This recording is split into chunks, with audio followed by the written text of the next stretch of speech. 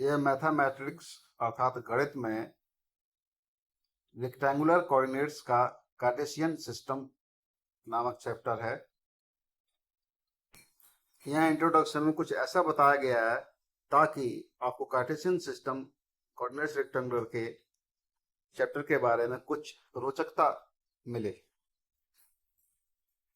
इस चैप्टर को भली भांति करने के लिए जो एक्सपेक्टेड नॉलेज होती है, बैकग्राउंड नॉलेज, तो उसमें बता रहे हैं कि नंबर सिस्टम आपको आना चाहिए और कोऑर्डिनेट प्लेन में पॉइंट की प्लॉटिंग आनी चाहिए, लीनियर इक्वेशन की ग्राफ पर ड्राइंग आनी चाहिए, ड्रॉ करना आना चाहिए, और लीनियर इक्वेशन की प्रॉब्लम्स को सॉल्व करना भी आना चाहिए।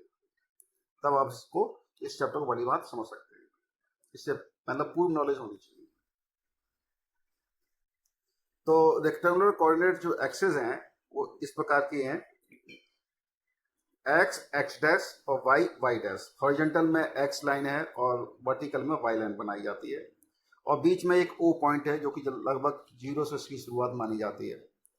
तो ओ से एक्स की ओर जाना और ओ से x1 की ओर जाना अलग अलग अंतर है, और इसको पढ़ते हैं। बहरहाल अभी एक्स एक्सिस और वाई एक्सिस हम इसको मानते हैं, पूरी एक्स एक्सिस है और ये वर्टिकल में हमारी वाई एक्सिस है। किसी भी पॉइंट के लिए कार्टेशियन के कोऑर्डिनेट कैसे होंगे, इनको हम इस चित्र के माध्यम से दे सकते हैं 13.2 के। और एग्जाम्पल के लिए इसको देखना पड़ेगा हमें। तो यहाँ पर हमने 2 पॉइंट लिए हुए हैं रेक्टेंगुलर कोऑर्डिनेट्स में कार्टेशियन सिस्टम के, ठीक है। 3 2 और 2 3। तो 3 ये सभी पॉजिटिव हैं, तो सबसे पहले x पे चले 3, और y पे वर्टिकल ऊपर की ओर गए तो 2 हो गया। तो दूसरा पॉइंट है 2 3, तो 2 3 में भी सबसे पहले x की ओर चलेंगे, तो x में पॉजिटिव की ओर चले 2 2, ये लाइनें जो बनी हुई वहां तक चले, तो उसी ऊपर देखो पॉइंट बना हुआ है। और वर्टिकल में 3 ऊपर गए खाने, 1 2 3, तो 3 पहुंच गए, तो 2 3 पॉइंट हो गया। तो यहाँ पर 2 पॉइंट हो गए फर्स्ट क्वाड्रेंट में, जहां ये पॉइंट लिखे गए फर्स्ट क्वाड्रेंट में है। यहाँ पर ये क्वाड्रेंट दिखाए गए, first quadrant, second quadrant, third quadrant, fourth quadrant, ये इसी हिसाब से होते हैं। और क्योंकि सेकंड क्वाड्रेंट और थर्ड क्वाड्रेंट में जो वैल्यूज होती है एक्स और वाई की, वो माइनस में होती है, तो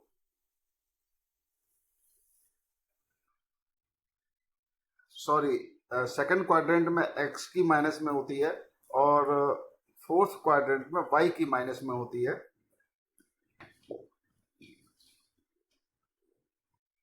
एक्स और वाई दोनों की वैल्यू माइनस में होती है।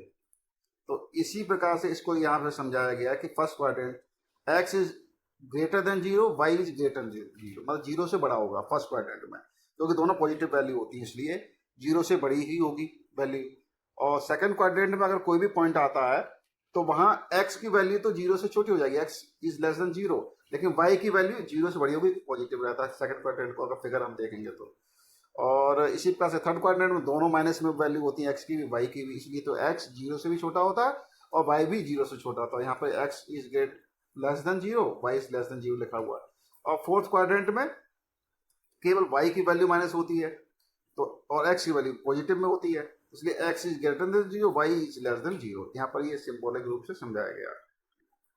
अब ये यहाँ पर 2 पॉइंट दे दिए फर्स्ट क्वाड्रेंट में, x2 y2 और x1 y1। तो इन दोनों के बीच की सीधी दूरी निकालनी, मतलब हाइपोटेन्यूज वाली। तो इसको राइट ट्रायंगल बनाकर हम पाइथागोरस के थ्योरम में लगाकर भी इसको निकाल सकते हैं, इसकी सीधी दूरी, हाइपोटेन्यूज वाली दूरी। यह दूरी हमारे लिए पी क्यू होगी, पी क्यू। और पी क्यू निकालने के लिए हम फॉर्मूला लगाएंगे, P Q square equal to P R square plus Q R square. और पी क्यू फिर लेकर हम इसको अंडर रूट में बंद कर देंगे। अब पी आर की वैल्यू निकलती है हमारी x2 माइनस x1, और क्यू आर की निकलती है y2 माइनस y1। यह चीज हम इस फिगर से आराम से देख सकते हैं कि जहां P पॉइंट है और पी आर है, तो पी आर की जो वैल्यू निकलेगी कैसे निकलेगी, P पे पॉइंट है हमारा x1 यहाँ पर, और R पे पॉइंट है हमारा x2, तो x2 minus x1 P R हो गया। इसी प्रकार से जब क्यू आर निकालेंगे तो Q पे पॉइंट है हमारा y2 और R पे पॉइंट है हमारा y1, तो क्यू आर कैसे निकलेगा, y2 माइनस y1। वैल्यूज को हमने रूट में रख दिया है x2 माइनस x1 का होल स्क्वायर प्लस y2, ये पाइथागोरस प्रमेय से पी क्यू से इसका आंसर निकल जाता है।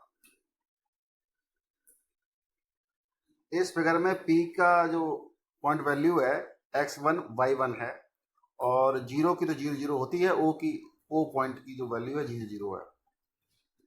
तो अगर हम o से OP के डिस्टेंस निकालेंगे सीधा, तो उसमें हम सीधा सीधा x square plus y square under root में रखकर निकाल सकते हैं वैल्यू, क्योंकि x1 y1 में ज़्यादा डिफरेंस नहीं, क्योंकि x1 माइनस 0 करेंगे तो होगा और y1 माइनस 0 करेंगे तब भी वही बात होगी।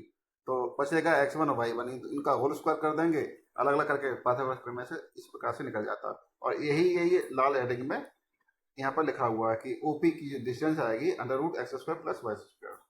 अब यहाँ पर एक उदाहरण है, तो पहला उदाहरण लेते हैं। 14 3 बिंदु है, A पॉइंट और B पॉइंट है 10 है। तो उसमें x के पॉइंट 14 और 10 हो गए, तो 14 में से 10 घटा देंगे, और उधर 3 में से 6 घटा देंगे, 6 में से 3, मतलब घटाने के बाद जो आंसर आएगा ये 5 आ जाता है आंसर। अब इस क्वेश्चन को प्रॉपरली करने के लिए हम सिंबॉलिक रूप से गलत ना हो जाए माइनस प्लस की वजह से, साइन की वजह से, तो हम x1 और x2 की और y1 और y2 की वैल्यू रख लेते हैं सबसे पहले, फिर x2 में से हम x1 घटाते हैं, उधर y2 में से y1 घटाते हैं, फिर दोनों को होल स्क्वायर करके और दोनों को जोड़ के अंडर रूट की वैल्यू निकालते हैं, तो 5 वैल्यू निकलती है। इसी प्रकार से दूसरा क्वेश्चन भी करते हैं, तो ये आसानी से हो जाता है इसी फॉर्मूले से, कोई